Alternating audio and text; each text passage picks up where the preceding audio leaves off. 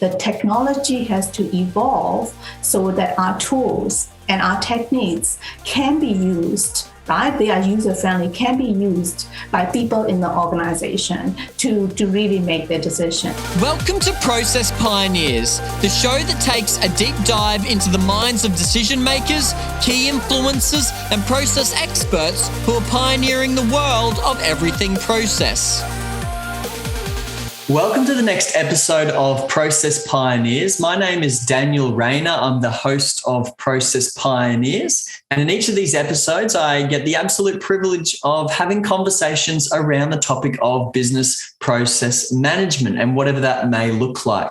Now, obviously, if you're familiar with BPM, you would know that it's very diverse, very broad. There are many different sort of facets or aspects to it. In today's conversation, I have the absolute privilege of sitting down with Moes, Thander, Wynn. Now, Moes is a professor and head of business process management research group at QUT. She is also a part of the steering committee member of the IEEE task force on process mining and is well connected with a number of the other guests that we've had in the series, including Will Vanderolst and Raphael Accorsi, who we've had the privilege of sitting down with previously. But Moes, thanks for joining with me today.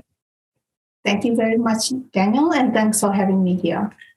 So how did you get started in BPM? As I mentioned, it's a very broad and sort of diverse topic, and a lot of the guests that I get to sit down with and have this conversation with, it varies in terms of how they get into the field, whether they stumbled across it in the organisation they're working with, or maybe some of them are more formally trained.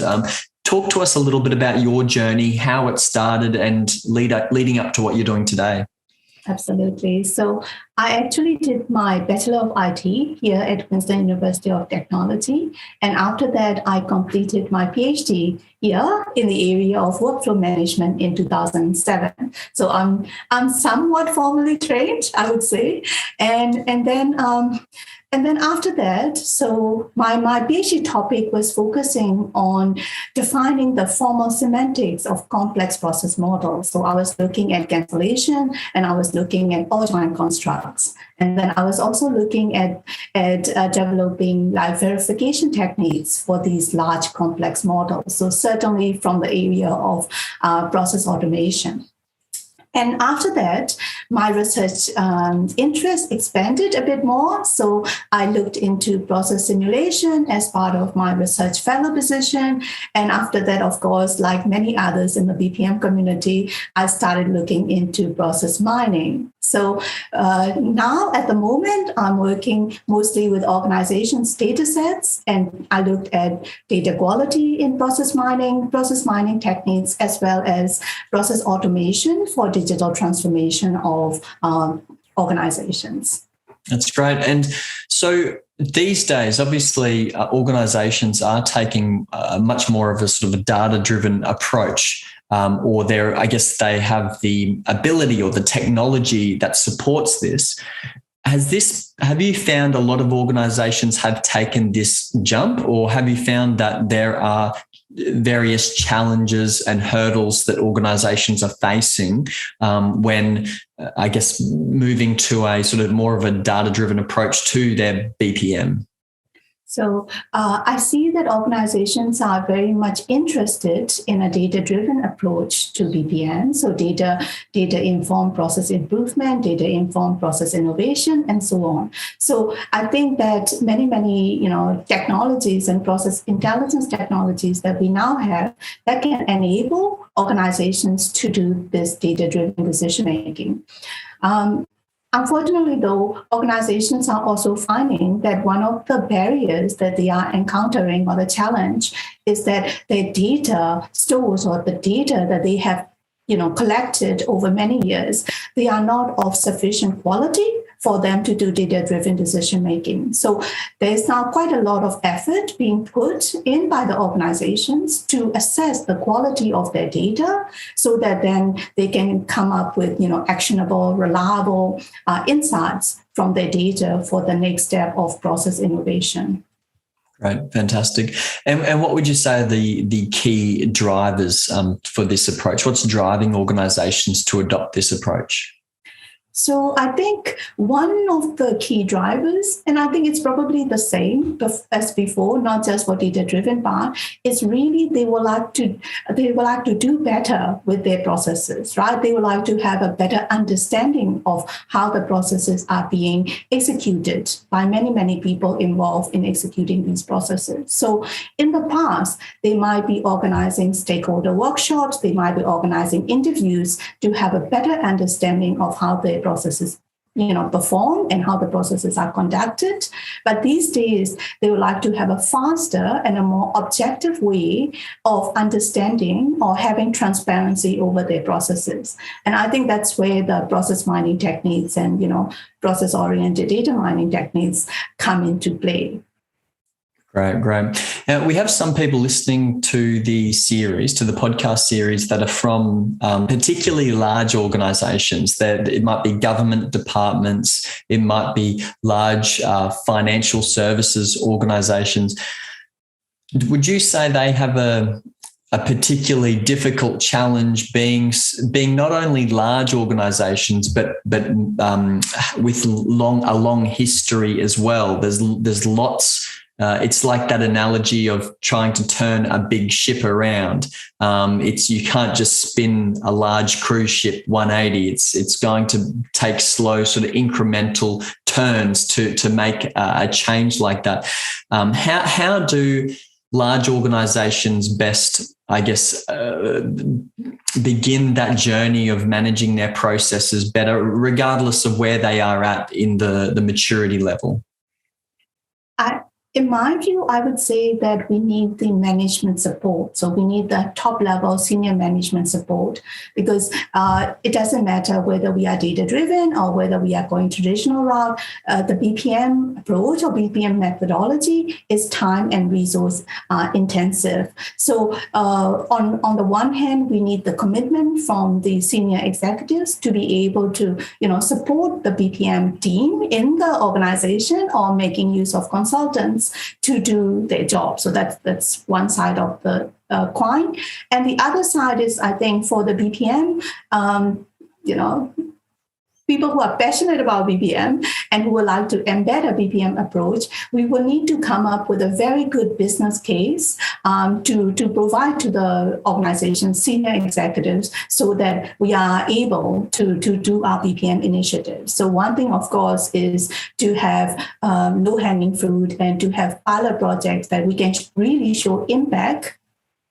And then we can take this process improvement initiative into the broader, bigger, wider organizational, setting. Mm-hmm.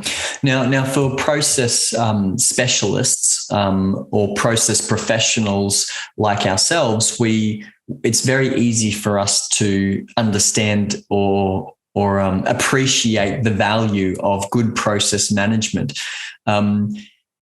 Would you say that there is a disconnect between the work that we do and the senior executives? Do you think that's one challenge of that us as process professionals will face, is how do we communicate the value of what we do, but it must tie in to the strategic objectives of the organization? There must be that clear link. Is it a hard pitch to senior executives? Is it hard to get their buy-in? And if it's hard, why is it hard? And what do we need to be aware of to make that pitch as attractive as possible, or for it to make the most sense? So I don't think that there is a huge disconnect between let's say us and the management. I think it is more that some of the language that we are using, and as you talked about the tying in with the strategic initiative. So I think it's more the language that we use to talk about what we can achieve. So there's now quite a lot of studies, even in academia, for example, starting to look at the critical success factors or let's say impact of process mining, for example. So we have to have evidence to show that these things, could really benefit the organization's bottom line. So that's kind of an area that we have to look at. But on the other hand, I think if we have true champions of, process champions in an organization, that is where their passion and their commitment to improving or innovating their own processes, I think they are the best people that we can work together with, right, to basically present our case to the senior management. So in my view, it's not so much as a major disconnect. It's really finding the champion and really having the evidence to show the benefits of BPM approach to senior management. Right. And what does a good process champion look like? Obviously, you're saying that it's someone that is doing, that knows the work that they're doing better than anyone else, and they want those improvements. For those that are listening and they want to identify a few process champions they could start to work with, what does a good process champion look like? As you said, I think it's better for the champion to be in the organization itself. So if we are like consultants or BPM professionals coming into the organization, we really need to have someone within the organization who believes in it. So that I think is one of the key elements. So for a number of the BPM or BPI, business process improvement initiatives that my team has been privileged to observe, we always have someone who is really passionate about the BPM approach. They are already sold to the BPM, the BPM, let's say, potential benefits, and then they basically take it on to their team within the organization. Of course, it might mean that we have to have a number of kind of knowledge transfer sessions or training, education, and demonstrations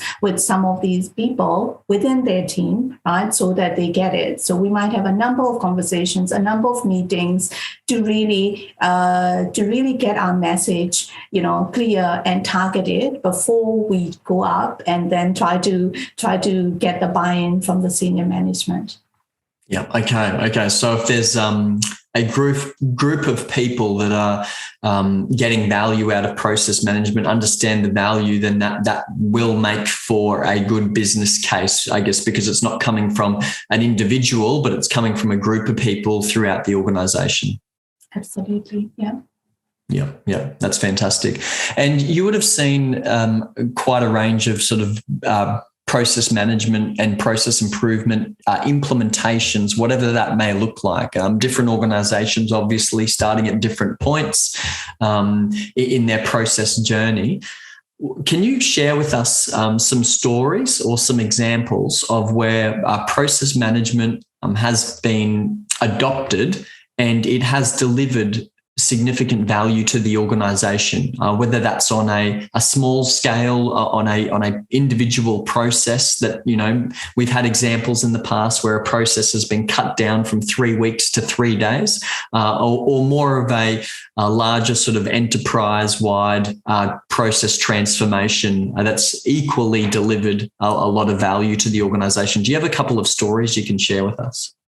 So I think the caveat I would say is that it's definitely coming from the more academic lens is one. And the second is because although my group at BPM, QT BPM group, we look at both process management, automation, and of course, process mining. My specific research interest is more in the technical side of it. So I'm more in the data-driven element, right? So some of the let's say initiatives that I'm personally involved, they are more around the process mining side rather than, process improvement side, although some of my colleagues will look into the more strategic side of it. So with that said, so you are right. So one of the, you mentioned this, 30 days versus 3 days kind of scenario. So that's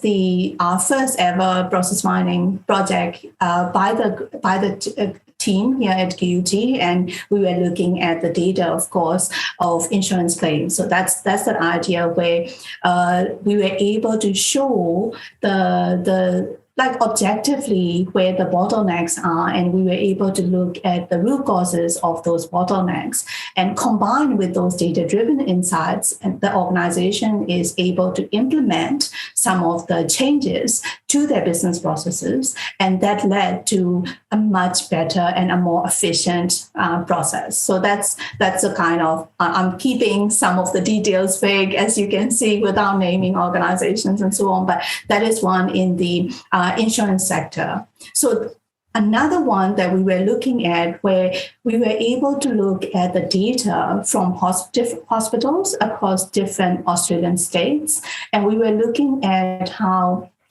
if a patient comes with chest pain symptoms, for example, we were looking at how their treatment differs. So we were able to undertake, or we were able to see, using process mining techniques, we were able to see how we can then pinpoint, the variation in patient treatment and how we could improve things. So that is more in the healthcare sector. And we do quite a lot of work now with process mining in healthcare initiative here. And we were able to look at, for example, how electronic medical records could be used, to identify patient journeys through the system. And we are currently working with Queensland Ambulance and Retrieval Services and a number of hospitals in Queensland to look at patient journeys from what we call roadside to bedside for trauma patients. So people who get into a major accident, and what does their journey may look like, depending on whether you are in a metro area or a regional area. So that is an ongoing project. But what we are trying to do is we are trying to look at how can we apply a BPM approach to be able to identify key data, key information. So I'll say key data, key information to transfer from like medics to the doctors so that the patient can be treated efficiently and effectively. So that's the, taking the process angle to the patient journey. To a knowledge-intensive process, and we were able to better understand the variations that currently exist in these handover process and how that could be standardized or streamlined. So that's another example from the healthcare setting that we are currently using. And there are a couple of other examples coming from the supply chain side and so on. But in I would say in general, what we are looking at is really having a better understanding of an organization's processes through their data and being able to pinpoint both the variations, understanding the variations, and the link to outcomes. So whether it's patient outcomes, process outcomes, and so on. And we wanted to then come up with a number of recommendations that are data-driven. After that, of course, it's up to the organization to decide which recommendations are able to be implemented, right? Then to get impact. So most of my work is in the area of data-driven analysis and providing data-driven recommendations. And of course, making sure that the quality of the data at the start is as good as we can have it, or having a way of improving the quality of that data through a number of means. So that's kind of where my research interest and my expertise lies, particularly. And after that, as you imagine, there's a whole nother piece of, work to talk about how do you get the adoption, how do you make sure that those recommendations are truly embedded and institutionalized and so on. So there are many of the other colleagues in the community that are probably better informed and better suited to answer that part of the question. Thanks. No, that's great. And from your experience, is there a particular industry that is better positioned for data-driven analysis and insights? Is there an industry that already has a lot of good data in place that you're able to derive these insights from, or is it pretty? It depends on the organisation itself. I think it's a bit of both. So in some industry, most of the organizations in that industry are already data driven. So you can see that organizations that make use of workflow management and process automation technologies already. And we are seeing, insurance, we are seeing finance, we are seeing that kind of organizations that, and even travel and travel bookings and airlines and so on. So some of those industries, because of the nature, they are already, data driven, and they are already digitally transformed to some extent. So they might not be using the data for process improvement, but they have the data and they collected the data. And the data comes from IT systems. So for those industries, they are already one level up in terms of being able to make use of the technologies that we currently have. Now, I think, let's say the next layer of industries, or the next layer of organizations are starting on their digital transformation journey. I would say that, let's say health, if you ask me, we started working with healthcare about 10 years ago.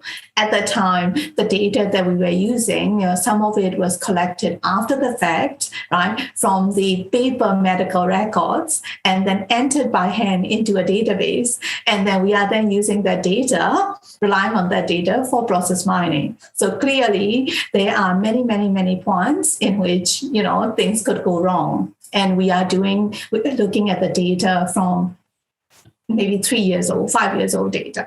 But now if you look at even in healthcare, even in a knowledge intensive, messy, spaghetti like that we call it in process mining, that type of process, unstructured processes, they are now electronic records. They are now digital footprints of processes. And that allow us, right, to then have a look at, as a starting point, what is being recorded and how that data could be used for process intelligence. So I think there is quite a lot of opportunity nowadays, regardless of the sector. Some sectors may be a little bit less mature than others, but we are getting there. And I'm very hopeful that in the next couple of years, with many, many organizations, becoming more mature on their digital transformation journey, that we will be able to apply data-driven, techniques to them all. So yes, there are still organizations that are not doing it, and yes, they know who they are in a sense that they know that the data cannot be relied on, but then they are keen to then look at how can we structure, how can we put in the data governance, how can we do a systematic processing of data, and so on. So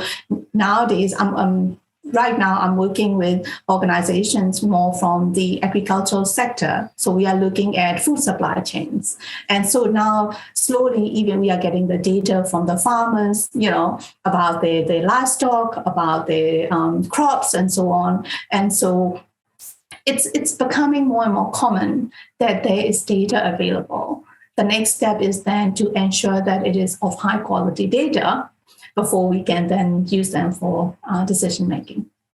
Great. I'd imagine part of that is, data can tell a story, it can paint a picture, but I've, from my own experience, there are organisations that realise we don't have all of the data that's necessary to paint the full picture.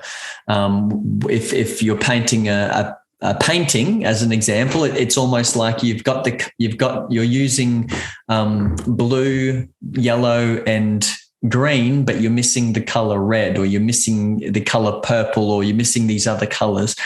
But I think in that, it's what it's at least showing you is the data that you don't have access to, or you're not aware of, or you're not currently collecting, whatever it might be. But when you look to the future of process management, and obviously there are some organizations that are are exploring the latest technologies in process mining and automation, robotic process automation, things like that. Highly data-driven organizations.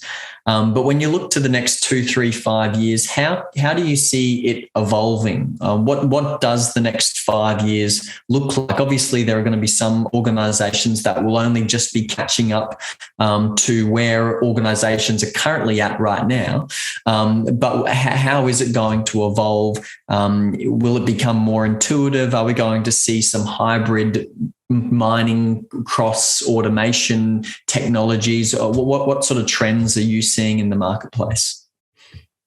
So no, that's a good question. I think BPM is already transdisciplinary or interdisciplinary field, depending on how you want to describe it. But I think it's becoming more and more of that nature. So not only are we looking at a more managerial aspects, before with change management, adoption, and impact, right? And then we looked at our process view, which is more process improvement, modeling, and techniques. More and more, we are looking at data mining, machine learning. We are even looking at,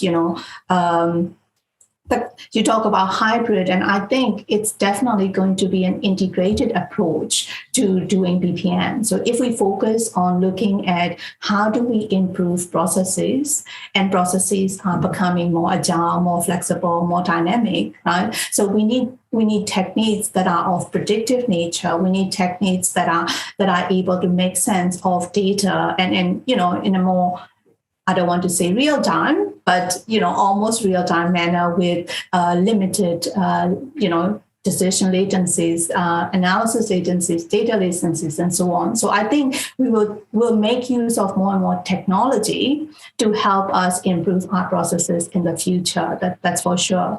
And if that means more and more combination on integrated approach to doing BPM, I think that's good, and that's all for the best.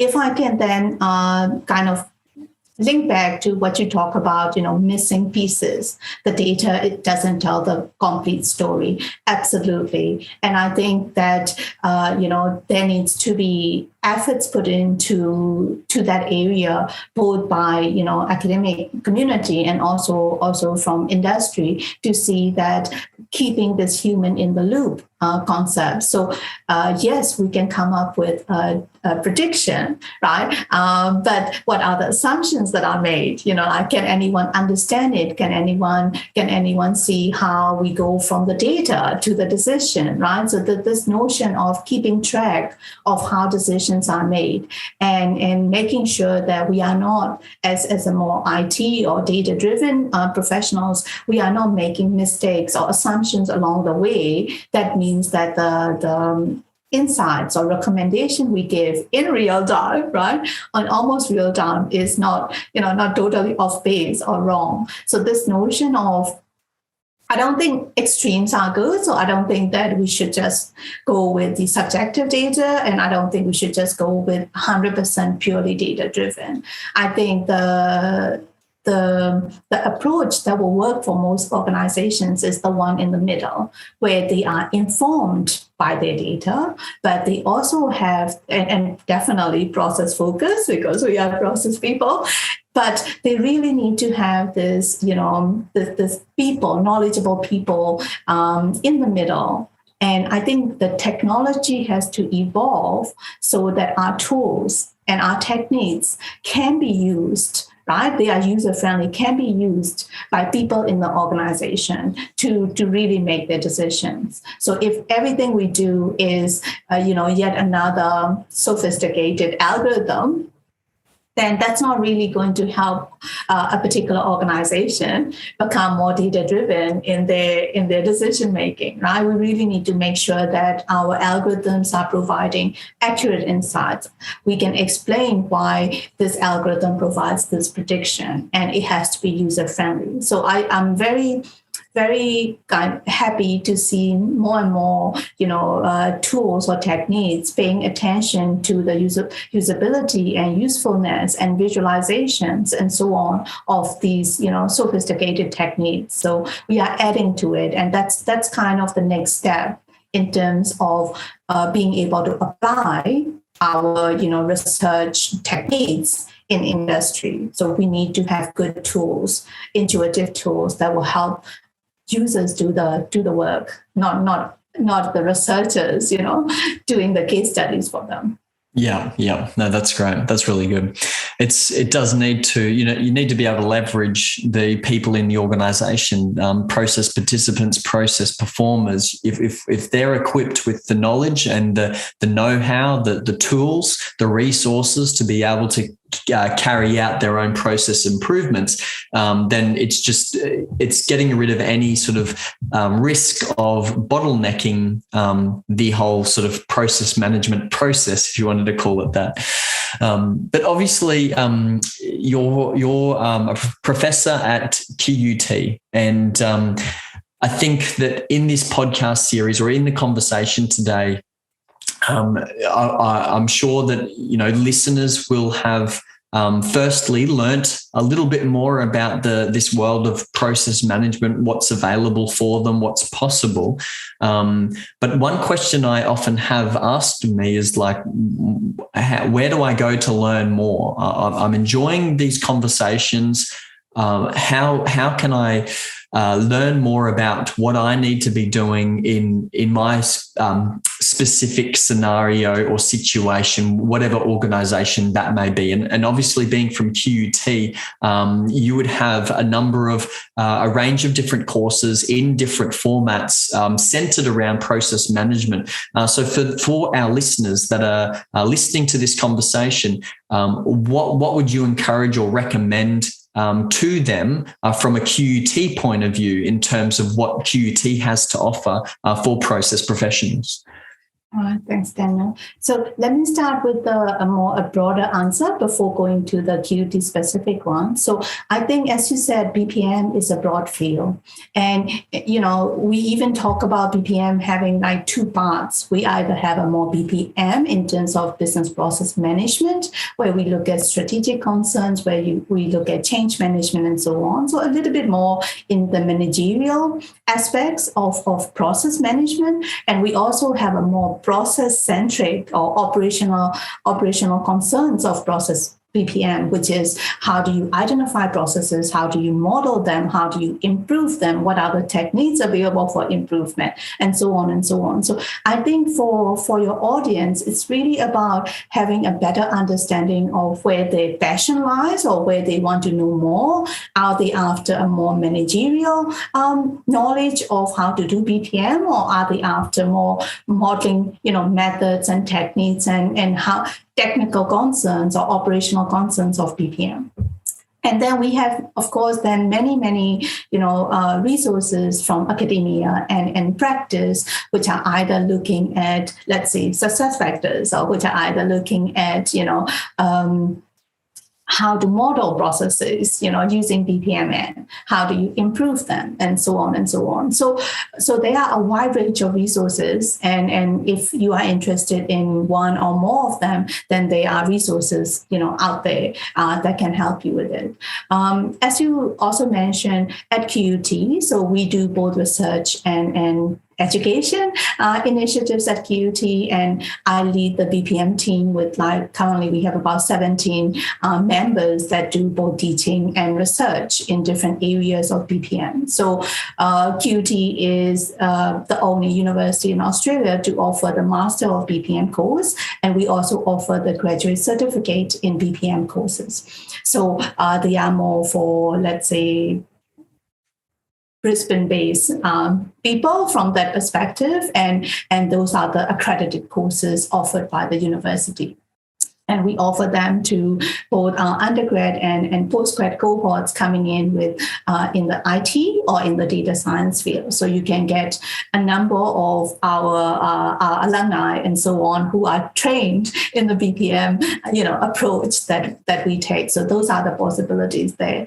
Now, in terms of the industry kind of, education or short courses, we also offer short courses on a range of BPM topics here at QUT. So if you are interested in kind of fundamentals of BPM and looking at how do you learn to model and improve processes, we'll have a range of virtual courses. So the next course is coming in June and things like that. So there's a possibility for someone to get a sample or a taster kind of thing to get a taste of what you can do at BPM with that kind of short courses as well. So there are a lot of opportunities. There are textbooks, there are blogs, there are many other things. So it's really about getting started if you are interested in learning more, and then really reach out to many people in our community. Most of us are very approachable, so we have we have a very good community both in Australia and international BPM community. So we all welcome inquiries from anyone who is interested in learning more about BPM. That's fantastic. That's great. Well, for those that are listening, if this conversation that I've had with Mo has piqued an interest, or you want to learn more, or maybe you just have a few maybe unanswered questions that you'd like to chat to Mo about, please connect with her on LinkedIn. Reach out, and if you are interested in more sort of formal training or qualification, doing some of these short courses, again, reach out to Mo, or I'm sure you'll be able to find the information on the QUT website as well. But Mo, I just want to thank you for sitting down with me today. It's been very insightful, albeit the short sort of time span that we've had together. But I always get excited when I talk to people that are working on process management, whether it's from a research perspective or working with organizations, which I know you're doing both of. And so it is exciting to glean from you the experience that you've got. So I just want to thank you on behalf of the Process Pioneers community for sitting down with me and sharing your knowledge with us today. Thank you very much, Daniel. It has been my pleasure to have this conversation. So thank you for having me here.